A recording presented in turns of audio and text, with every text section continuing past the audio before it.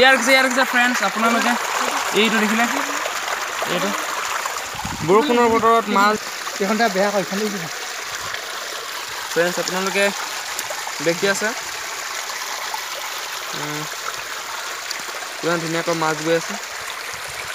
পথাৰৰ পৰা আহিছে মাছটো আৰু পোৱাৰ সম্ভাৱনা আছে আমাৰ ফ্ৰেণ্ডছ দেখিছে আপোনালোকে বৰষুণ দি আছে আৰু মই ইয়াত মাছ ধৰি আছোঁ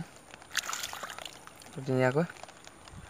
আৰু বজাৰত কিনি খোৱা মজা আৰু যিটো নিজে ধৰি খোৱা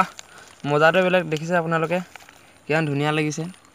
আচলতে এজনীয়ে পাওঁ বা দুজনীয়ে পাওঁ ইয়াৰ মজাটোৱে বেলেগ এনেদৰে আৰু মাছকে ধৰিছোঁ আৰু বৰষুণৰ বতৰত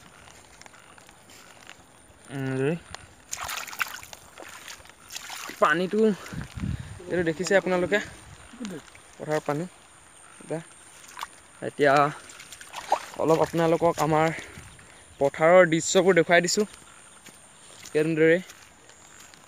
অৱশ্যে মই গৰুড়াল দিবলৈ আহিছিলোঁ তেতিয়া তাৰপিছত যেতিয়া পানী বৈ আছিলে মই ভাবিলোঁ কি তাৰপিছত এনেদৰে গৈ থাকোঁতে এনেকৈ লুইটোৰ পৰাও মাছ দুটামান একেলগত থুপকাৰি থকা দেখিলোঁ তাৰপিছত এনেদৰে ধৰিলোঁ আৰু এনেকৈ দেখিছে গোটেই পথাৰত পানী এনে যদি একেৰাহে 3 দিনমান বৰষুণ দি থাকে পূৰা বানপানী হৈ যাব ফ্ৰেণ্ডছ অলপ দেখুৱাই দিছোঁ ফ্ৰেণ্ডছ নহ'লে এতিয়া ভিডিঅ'টো ইমানতে সমাপ্ত কৰিছোঁ যদি ভাল লাগিলে ছাবস্ক্ৰাইব কৰি দিব আৰু আপোনালোকে ভিডিঅ'টো চাই লাইক আৰু ছাবস্ক্ৰাইব আৰু কমেণ্ট একো নকৰে প্লিজ কৰি দিব